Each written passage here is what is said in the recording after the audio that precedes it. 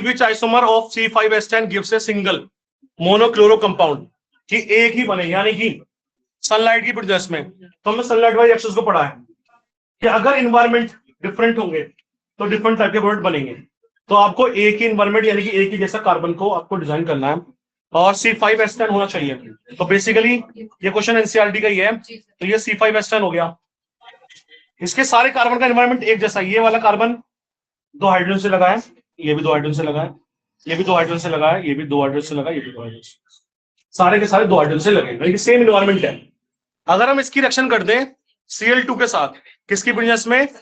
Sunlight की presence में, तो आप किसी भी पोजीशन पर एक H हटाना है और एक Cl लगाना है, तो ये आपके पास मोनोक्लोरो बन गया, ये Cl हो गया, और जो बनाया C5H9 Cl ही बन गया। देखो आप, पहले का आंसर तो ये वाला हो गया। सेकंड चलते हैं, arrange the following compound in increasing order of reactivity towards SN2। ये वही वाला है जो करके आया अभी, बिल्कुल सेम है, तो एग्जैक्टली सेम रिपीट हो गया। ठीक है, नेक्स्ट चलते हैं। नेक्स्ट है थर्ड वाला, मेन इंपोर्टेंट है थर्ड वाले की लैंग्वेज। आप क्या लिखते हो? पहले आपने बनाया para dichlorobenzene has higher melting point than those of ortho and meta isomers. तो आपने तीनों को बनाया, आपने बताया कि ये जो है हमारे पास Cl पैरा, ये कौन सा है? पैरा डाइक्लोरोबेंजीन, और फिर आपने बनाया ऑर्थो, ये हो गया ऑर्थो डाइक्लोरोबेंजीन, और ये आपके पास हो गया मेटा डाइक्लोरोबेंजीन। अभी मैंने दिखाया भी था, इंपोर्टेंट है। ये क्यों है? इसका मोर क्या दिखा रहा है? मेल्टिंग पॉइंट, मैंने आपको बताया भी था क्यों, due to symmetry, exactly language ये लिखनी है, due to symmetry para isomers that fits into crystal lattice better as compared to ortho and Meta.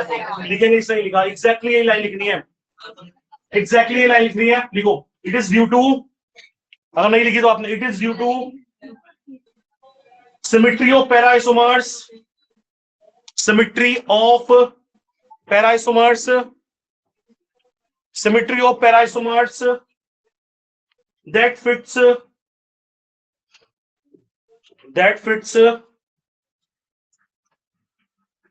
in crystal lattice, that fits in crystal lattice better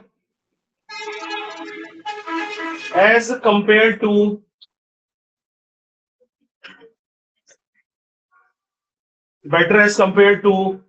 ortho and Meta isomers, ortho and meta isomers.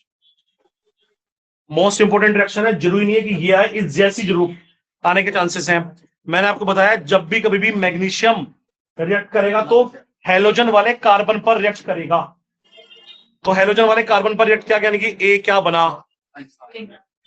ये बना MgBr। इसकी हमने reaction करी H2O से, H plus OH minus, तो मैंने बताया H जाएगा कार्बन पर, ये है कार्बन, याद रखना Mg के पास वाले कार्बन पर, और OH जाएगा Mg के साथ। तो बेसिकली आपके पास ये बन गया, या आप हाइड्रोजन लगा के दिखा सकते हो, चेक कर लेंगे इसको। चलिए नेक्स्ट वाले क्वेश्चन पे चले।